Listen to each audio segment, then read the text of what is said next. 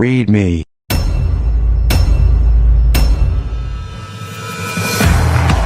There's some protests happening down outside the Capitol. The simulated riots in D.C. was a powder keg long in the making. The evidence for pre-planning and setting up a situation for a disaster is overwhelming. Paid actors. We can take that place. We got more people coming up. Let's get them down here on the track. I want to confess that I was paid to pretend to protest today. Lady, I'm gonna break your fucking phone if you don't stop. They hit me with bullets. They're not officers, man. Controllers. They were guys, they were almost like monitors. They were like corralling them, and they were telling them what to do, and they did everything these guys said. You can drop down into a room underneath the wall. Take a step back. Get in there. Do your job. Get out. And Hollywood tear gas and mace.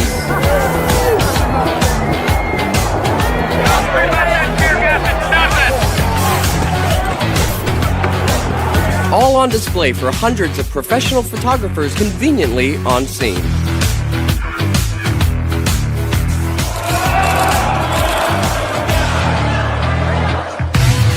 In this episode, we're going to analyze the climax of the story and show you how a little stage direction and fake blood became an instrumental role in furthering the division of the nation. And he was hiding there. She had no idea that he was even sitting there aiming a gun right at her face. It's not a talk anymore! I didn't see it, but they shot a woman. They all acting, they acting. This is Everything Wrong with the Capitol Shooting. I'm convinced it was rehearsing orchestrated from what I saw. You guys gonna come in the building? Only on Woo's News. The Homeland Security Exercise and Evaluation Program provides a set of guiding principles for large emergency response drills. In these guidelines, we read about the various roles, such as players, controllers, simulators, evaluators, actors, observers. The term participant encompasses many groups of people, not just those playing in the exercise. The head directors of large emergency drills are called exercise controllers. Their job is to keep things running according to the master plan. And here's a cover of the guidelines manual, which spells sheep. Hasip. Any professional emergency response drill or military drill makes use of fake blood in a variety of forms. Blood capsules, sponges, syringes, and squibs. A simple blood squib is a pouch that is designed to break on impact. There are all kinds of squibs using various pumps and tube assembly. Here's the HydroSim trauma bleeding simulation system. It's basically a small pack containing a fake blood supply and a pumping mechanism and some tubes. Some of them are battery operated. Now that we're equipped with the various roles, let's start the analysis. Aquí, outside the speaker's lobby. As a footnote, I am not affiliated with any gangs. And I wasn't paid to make this video, so I'm looking at this completely unbiased. We've also added a time code to Jaden X's footage, which we'll call Angle 1. And let's review the scene with minimal volume.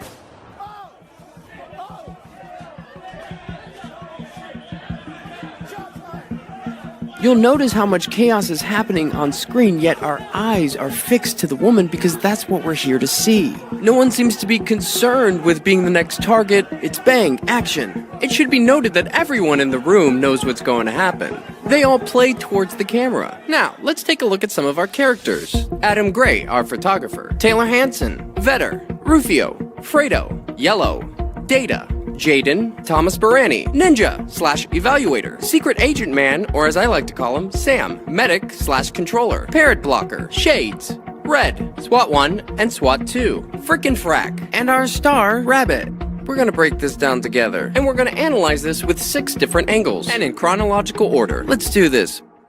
Now this is Medic coming into the room. Notice the enormous earpiece. What's that about? Now look what Red does. He kicks the door. Now we see Red either pick up something or drop something, and it looks like Medic does the same. And we know he's the Medic because of this patch or sticker. Here we can see Red has one glove on, and you can see Jaden in the distance. Now we're all kind of led into this room outside the speaker's lobby. We can see Medic has one glove on as well. There's Frick. Oh, hey there. And there's our star. They're just waiting around again. And you can see our star looking in the direction of the weapon. She seems amped up or nervous. And you can see we have Taylor Hansen on our left. Notice how Yellow hands Rufio the helmet. And notice while he does that, we can see Cop 2 and Fredo discussing, almost like they're waiting for something. Okay, we got police coming up. Okay, we got police coming up. Now frickin' Frack come down. Rufio takes off his hat, changing his appearance. He receives the signal, and they leave. And it all feels a little rehearsed. And you can see Adam Gray push his way through. Now this is Orange in the front. You should also note that the glass is not glass, but plastic, or stage glass. And you'll notice that this barricade was set up before they entered the room. You can see Barani in red to the left of the screen. In about 30 seconds, they're gonna make their way to the front. Notice how our star keeps looking over to the left, as if she's waiting for something. As the officers leave, they're pretending to talk to each other. And you can see how easy this plastic comes out. You see how easy that is? Frack taps the back of Vetter. Jaden is the first one to give the command that there is a weapon at 34 minutes and 49 seconds. And you can hear others chanting the same thing. Notice that the gunman briefly removes his hand from the weapon, like he's communicating, replying to his earpiece. Look how long it takes him to do it. Notice this person just walking in the background. If we draw a straight line from where the weapon is to where our star is, you will see that they don't match up. The weapon is far below her neck area. And boom, right there. Now that's 15 seconds since Jaden announced there was a weapon. That's important. Now let's back it up 15 seconds. We can see this guy point to Orange. Orange gives a hand movement, and look, the Hollywood glass just falls right out. SWAT 1 goes to Sam. Now why would Blue ever be in on this conversation? Blue makes his way past Yellow, where he grabs him, and you can see Barani making a hand movement. And he touches Red on the back, and Barani signals her to get into place. And she goes through, and she's ready to fall. And they all scatter. Notice this guy in the background. No one looks in the direction of the gunman. Yellow gets into place. Now that's Rufio. Right when she goes up, he turns his back.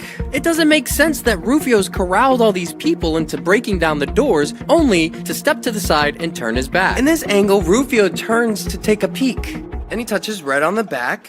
And Ninja automatically puts his hands up. Also, notice when she falls back, her backpack looks fairly plump. A perfect breakaway for a fall. And you'll see Yellow breaks her fall, boom, with his foot. And here you can see the plastic glass. Red gets out of the way. And interestingly enough, Ronnie moves down just to touch her. Just to touch her right backpack area. Just for a brief moment. While Sam comes down, he moves her, 9 inches to his left. He's about to reach under her right shoulder. At the same time he does it, SWAT 1 briefly squeezes her right hand, or he's putting something in there.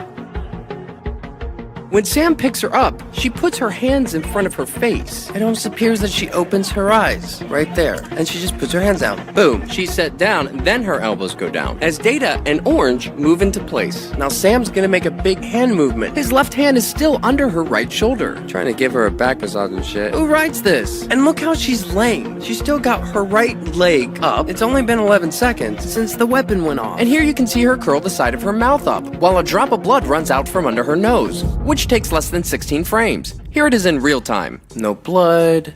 And there it is. And she has her hands like she's about to give a shadow puppet performance. It's just an interesting face to make. No suffering. It's like, boom, instant death. She's basically using that backpack as a pillow. All the while, look to Sam's right. There's Ninja. And Ninja's been there all along. And he comes down with him. And it almost looks like she has a smile on her face. It's almost like a Mona Lisa. And she's holding her right hand clenched like she has something in there. Now you have SWAT 1 coming in, playing a scene blocker. And notice how Rufio is just clamoring over SWAT 3, because there's quite a bit of photographers in that room. Now look, frickin' Frack. He grabs him in the back, and he puts his hands up. See how he just grabs him and he puts his hands up? They were friends earlier, remember? And look at Barani. Okay guys, I'm just gonna pull out my phone. And notice how he looks at his hand. He's gonna do that a couple times. And there's a reason for that. So now SWAT 1's making his hand movements, you know, the big pointing. And now he's gonna put up his weapon. And he does this little dance with his knees. Okay, thank you. Thumbs up. Like he's pretending to talk to someone. And he's like, thumbs up. And now Data moves in. He clumsily takes his book bag off.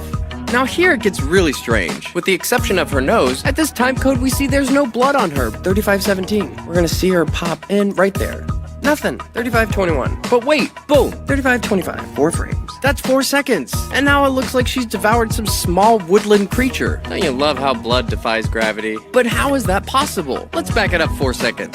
Now watch. Notice how Sam moves his left hand from her right backpack area, and he goes to grab her hand like she's doing a peace sign. With her hand, dips it in. Look at that movement. Now you can see him move his hand across her face. But look, she moves her wrist into his hand first. It kind of looks like she's smearing blood on her face or putting something in her mouth, but you can see the movement. And he swats her hand down. Then he forcefully turns her head to the right. It's hard to see if those are her fingers or if she's holding on to something. Now Sam gets up and all he's doing is just pointing. Look, well, I guess my work here is done. They're both pointing at the same time because it makes for good pictures. You've got the drama, you've got the pointing, and now this blood is just gushing out of her mouth. Don't make no sense.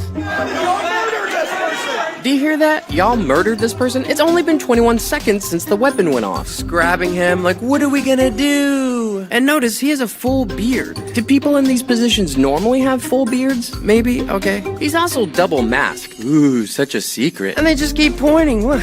SWAT 1, SWAT 2.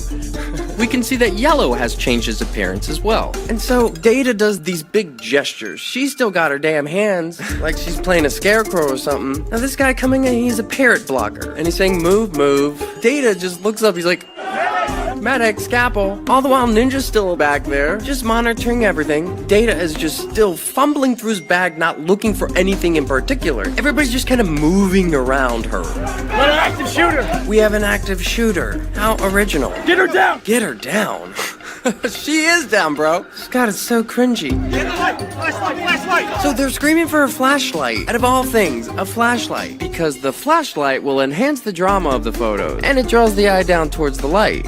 Where's she hit? Where's she hit? Yeah, it seems like no one really knows. And that's when she opens her mouth, like she's spitting it out. You can see she has blood on her fingers. But when do we see her ever touch that area? And Data taps her left hand and she puts it down. It like flicks something away, fixes something out of her hair. It's unclear if Data is contributing to the blood effects or if he's just a scene blocker. You can see SWAT 1 knees her right arm closer to her, and then she tucks it under her right butt cheek. So this is the medic. He identifies himself as the medic. Notice that wonderful earpiece he has on. And let's see the various ways he tries to save her. Medic puts his water bottle down. SWAT 1 just grazes her. Everybody's just grazing her. Parrot blocker getting up in there. And so medic pulls down the flag that's tied around her neck. And notice he only had one glove coming into the room, which is very interesting. Look, when he does this move, she opens her mouth briefly, or she says something. So he's only using one hand, and she just lets some of the blood out of her mouth. Thank God for capsules. And her eyes she's looking at things, where before she was just looking straight ahead. At the same time, you can see them just hanging out. And here comes the scene blocker cop. Now Ninja's either just making hand movements for the camera or he's giving directions to SWAT 1. And SWAT 1 is just fumbling around with this little napkin, this little toilet in a baggie. Notice how Medic tucks this, what looks to be a cell phone, in between Data's knees. It appears Data takes the cell phone away with him. Did you see that? What is Parrot Blocker pulling from her hair? And here he puts it into his pocket. Parrot Blocker shouts to SWAT that he's a medic, yet does nothing. You can start to see this very small pool of blood, like the size of a cookie, right where Sam's hand was. That's when they all come out. Get back! We can't save her! Get the f*** out! We can't save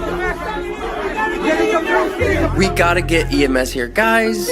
Now, notice Ninja just randomly puts his hands up. The cops have been next to him this whole time, and now he's putting his hands up. It's for the camera. She's dead. I caught her phone. Her eyes. Did you hear Jaden? Because he keeps repeating it over and over. He's saying the light faded from her eyes. They're all gaslighting because they know the audio is going to be recorded. So they're all kind of pointing and overacting and fumbling in their little corners. 3621, Taylor Hanson smiles. Look at Shades. And Fredo has no one to talk to. He's got nothing to do right now. And SWAT 1 and SWAT 2 are still fumbling with this stupid fucking bag. What is that, little gauze? So he's just tugging it along on the flag kerchief. Everybody's grabbing for her neck. What's that? That's Medic's hand. Do you hear the scrunch as he squeezes? And then Medic comes in. It almost looks like Medic hesitates, and then he comes in. Now we see this very small pool of blood. See how there's just a small passive blood stain? It leaves no trail or indication of a direction. There's no spine, satellite, or elongation tails. There's no cast off. There's no arterial spray or expirated spatter, which makes the use of a blood squib in her backpack and around her neck the most plausible explanation, which could be why during this whole ordeal they never untie the flag. She's gone, man. We're gonna see that cap, black hat cap. He's still just looking for a pulse, but he just declared that she wasn't there. And now look, he clearly has blood on his fingers. And he turns his fingers around and looks at them. And he just wipes them on the flag. Look, he just wipes them on the flag. And he moves it out of the way. And that's when SWAT 1 comes in with his little towelette. Dab, dab, dab.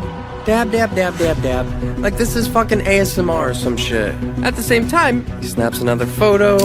Ronnie's faking a call, looking at his hand. And there's Jaden. And Ninja just ninjas his way over to us. Scene blocker, cop blocks, parrot blocker. Hey, what's going on? Who's that? Oh, he's got a radio. Maybe he'll call for help. No one's doing anything. Medic stands up. See, he's the medic with that sticker. And there's Adam Gray, taking all the photos. And it appears the clock reads 2:47. Fredo still has nothing to do. Now look, it's frickin' Frat. They're still hanging out. Frick sees the camera and begins acting again. Yep, we're still rolling. What? Got blood on the floor. Yeah, not that much. Now that's Yellow saying that. Oh, Vetter, bless your heart. And now look at Rufio with his hand on top of his head like, oh, it's such a shame. Oh. Barani puts his hand around Red. There's the famous photo.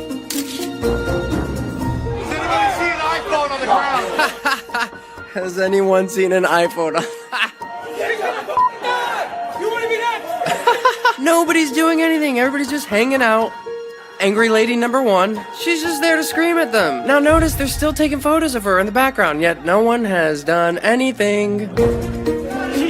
She's dead, she's dead. Hanson in the background, he's got his footage. This is, oh no, we'll see him later. Barani motions to medic, and now Fredo motions for Bike Cop 1. Look, more pointing, more big hand movements. Do you see any blood on Sam right now? He put gloves on, and he's got little paper towels, or something. Maybe it's a script. They're still just getting all the pictures.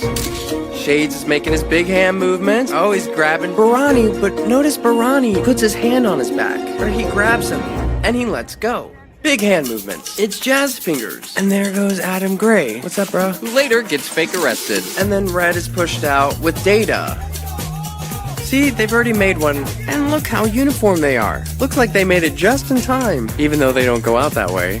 And there she goes, with her book bag and flag still wrapped around her. Luckily, they don't have that far to go. Just right out that door. Is that normal? Is that normal protocol? You would think if it was as easy as for everybody else to get into the Capitol, it would be for paramedics. Now we see Sam on the other side of the door, and we see he's littered his latex gloves on the Capitol floor next to the blood. No one would ever do that, unless it was to add drama to the photos. So that's our pool of blood. That sad, pathetic pool of blood. This is classic. Oh, you just stepped in the crime scene. Guys, you can't make this stuff up. I think he does do it intentionally, because it creates a transfer pattern from the heel of his boot. It adds drama to the photos. He intentionally does that. Is that a cop? Come on, guys, is that a cop? Are these cops? And now they put the black ski cap over the blood. They've got the photos. And that's the guy who stepped in it, now changing his appearance. And those are the sad, pathetic droplets from one malfunctioned squib. Now, let's take a look at the aftermath. Oh no. And so they're all just echoing the same thing over and over again. They're getting everybody to spread the word. They just killed the girl! He's trying to go right in the goddamn stomach. I thought it was supposed to be her neck. He's shooting kids. They shot a girl there.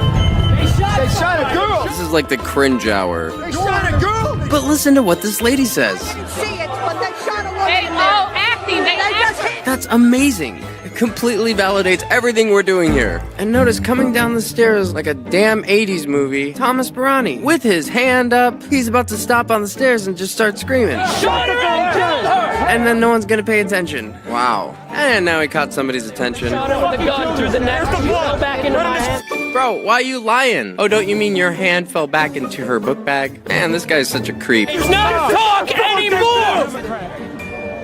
This is too much. God, this is so hard to look at. And here he is again. They shot her in the neck, and she fell back on me and started to say she was fine at school.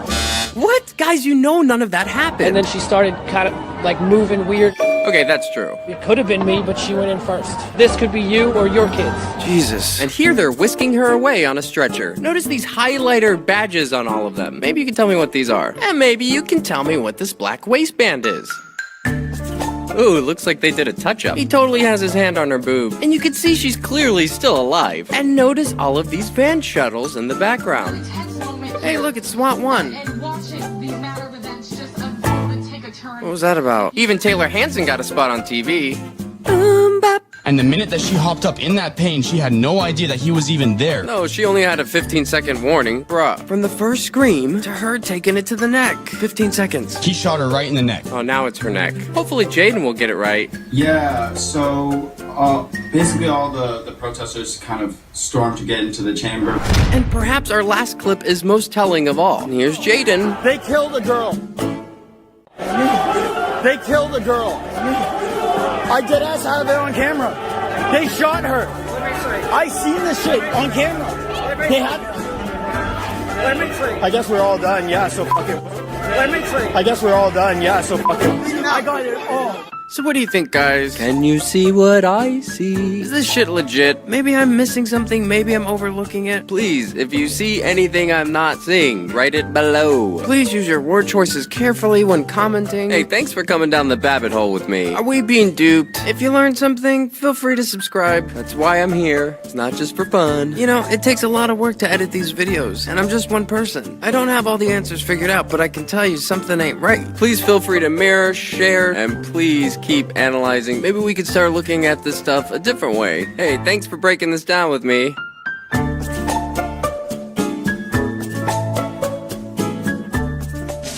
We just figured out Woo's news because we're fucking smart.